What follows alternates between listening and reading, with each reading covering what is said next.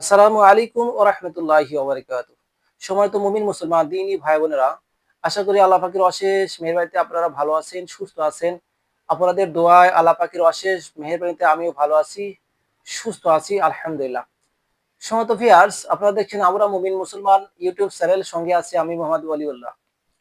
সম্মানিত ভিউয়ার্স, আমি আন্তরিকভাবে দুঃখিত। গতকাল আমি শারীরিকভাবে অসুস্থ থাকার কারণে মহরমের যে আমলটা দেওয়ার কথা ছিল আমি এটা দিতে পারি নাই। আন্তরিকভাবে দুঃখিত। তো আজকে আমি যে আমলটা নিয়ে হাজির হয়েছি, আমলটা হচ্ছে মহরম মাসের অর্থাৎ মহরমের 10 তারিখের পর যে দিনের বেলায় আমলটা করতে হবে। মহরমের 10 তারিখ দিনের বেলা আমলটি করতে হবে। তো যাই হোক, আমি যেভাবে আমলটা বলি সেইভাবে সেই নিয়মে আপনারা যদি করে নিতে পারেন ইনশাআল্লাহুল আজিজ, আপনি যে কোনো উদ্দেশ্যে, যে কোনো জায়েজ উদ্দেশ্যে আপনি নিয়ত করে এই আমলটি করবেন, ইনশাআল্লাহ তাআলা অবশ্যই আল্লাহ পাক আপনার সেই নিয়ত, সে জায়েজ আশা 100% আল্লাহ পাক পূর্ণ করে দেবে। সেটা হতে পারে আপনি অসুস্থ আছেন, সেটা হতে পারে আপনার বাড়িতে কেউ অসুস্থ আছে, সেটা হতে পারে আপনার কোনো মনের আকাঙ্ক্ষা, কোনো নেক উদ্দেশ্য, বা সেটা হতে পারে আপনি আয় রোজগারে বরকত পাচ্ছেন, আপনি দিন দিন গরিব হয়ে যাচ্ছেন, দারিদ্রতা ঘনায় আসছে, এরকম হতে পারে।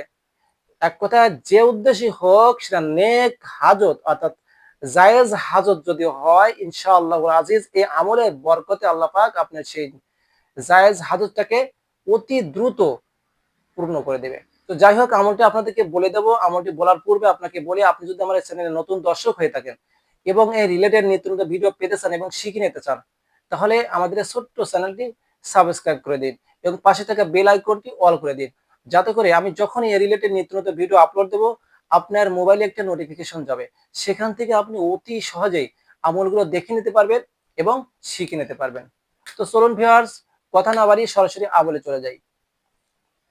আমলটি হলো আশুরার দিনের বেলা আমলটি করতে হবে।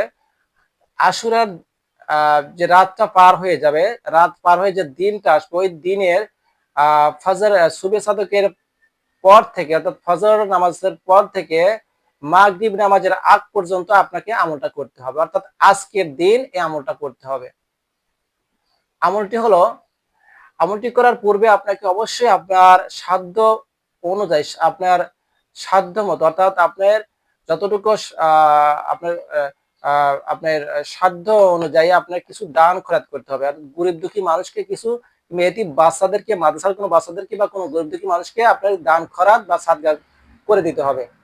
এটা যখন কমপ্লিট হয়ে যাবে, এরপর আপনাকে আমলে বসতে হবে। আমলটি করার নিয়ম হচ্ছে, আপনি গোসল করে পাক পবিত্র হয়ে, অজু করে পাক পবিত্র লেবাস পরিধান করে, শরীরে খুশবু মেখে, লোবান বাতি জ্বালিয়ে আপনি সর্বপ্রথমে কি করবেন, লোবান বাতিটা আপনি নামাজের পরে জ্বালাবেন, কোনো সমস্যা নাই। সর্বপ্রথমে আপনি 2 রাকাত সালাতুল হাজতের নামাজ আদায় করবেন, 2 রাকাত নাফল নামাজ আদায় করবেন। সেটা হচ্ছে, সেই নামাজটা পড়ার নিয়ম হচ্ছে, সর্বপ্রথমে প্রথম রাকাতে সূরাতুল ফাতিহার পর আয়াতুল কুরসি একবার পাঠ করবেন। কয়বার পাঠ করবেন? একবার পাঠ করবেন। নামাজ পড়তে হবে 2 রাকাত। 2 রাকাতের প্রথম রাকাতে সূরাতুল ফাতিহার পর আয়াতুল কুরসি অর্থাৎ সূরাতুল বাকারা 255 নম্বর আয়াত অর্থাৎ আয়াতুল কুরসি একবার পাঠ করবেন। এরপর দ্বিতীয় রাকাত যখন আসবে, দ্বিতীয় রাকাতের পর সূরাতুল ফাতিহা যখন পড়বেন, এরপরে সূরাতুল ইখলাস আপনাকে 3বার পাঠ করতে হবে। কয়বার পাঠ করতে হবে? 3বার পাঠ করতে হবে। এরপর যথারীতি নিয়ম অনুযায়ী নামাজটা শেষ করে দিবেন। নামাজটা শেষ করার পরে আপনি সর্বপ্রথমেই ইস্তিগফার কয়েকবার পাঠ করবেন। এরপর দরুদে ইব্রাহিম 11 বার পাঠ করবেন। কয়বার পাঠ করবেন? 11 বার। দরুদে ইব্রাহিম 11 বার পাঠ করার পরে সূরাতুল ইখলাস, সূরাতুল ইখলাস বিসমিল্লাহির সহিত 1000 বার পাঠ করবেন। কয়বার পাঠ করবেন? 1000 বার। এটা যখন হয়ে যাবে, পুনরায় দরুদে ইব্রাহিম 11 বার পাঠ করবেন। করার পর আল্লাহ পাকের শাহী দরবারে দুখানে হাত উত্তোলন করে, এই যে 2 রাকাত সালাতুল হাজত বা নফল নামাজ আদায় করলেন, এবং এই সূরাতুল ইখলাস 1000 বার পাঠ করলে, দরুদ ইব্রাহিম পাঠ করলে এর যতটুকু সওয়াব হয় আল্লাহ পাকের কাছে শাহী দরবারে হাত তুলে বলবেন, রব্বুল আলামিন, এই আমি যা কিছু এতক্ষণ পড়লাম, যা কিছু ইবাদত বন্দেগী করলাম এবং যে নফল নামাজ আদায় করলাম, সূরাতুল ইখলাস পাঠ করেছি, এর মধ্যে সব ভুল ত্রুটি বেয়াদবি মাফ করে দিয়ে আল্লাহ আপনি কবুল আর মঞ্জুর করে নিন, এবং এর বিনিময়ে যদি কিছু সওয়াব দিয়ে থাকেন সে সওয়াবকে কোটি কোটি করে বৃদ্ধি করে দিয়ে আমাদের প্রিয় নবী আখির নবী জনাবে মুহাম্মদ রাসূলুল্লাহ সাল্লাল্লাহু আলাইহি ওয়াসাল্লামের পাক রুহ মুবারকের সওয়াবখানি পৌঁছিয়ে দিন। এরপর বলবেন, হযরত ইমাম হাসান এবং ইমাম হোসেন রাদিয়াল্লাহু তাআলা আনহুর পাক রুহ মুবারকে সওয়াবখানি পৌঁছিয়ে দিন। এবং যত আউলিয়া কিরামগণ আছে এবং এভাবে বলবেন যে আমাদের প্রিয় নবী জনাবে মুহাম্মদ রাসূলুল্লাহ সাল্লাল্লাহু আলাইহি ওয়াসাল্লামের সমস্ত বিবি ও আওলাদগণের পাক রুহ মুবারকে সওয়াবখানি পৌঁছিয়ে দিন। হযরত আদম আলাইহিস সালাম থেকে শুরু করে আজ পর্যন্ত তামাম নবী রাসূল, গাউস, কুতুব, খাজা, পীর, কামিল, ওলি, মোকাম্মেল যারা দুনিয়ায় আসিয়া দুনিয়া থেকে চির বিদায় নিয়ে গেছে, আল্লাহ মেহেরবানি করে তিনাদের সকলের পাক রুহ মুবারকে সওয়াবখানি পৌঁছিয়ে দিন। এভাবে সওয়াব বেসানি করবেন। বিশেষ করে হযরত হোসেন রাদিয়াল্লাহু তাআলা, হযরত ইমাম হোসেন রাদিয়াল্লাহু তাআলা আনহুর পাক রুহ মুবারকে সওয়াবখানি খাস করে পৌঁছে দিন। এভাবে সওয়াব বেসানি করবেন।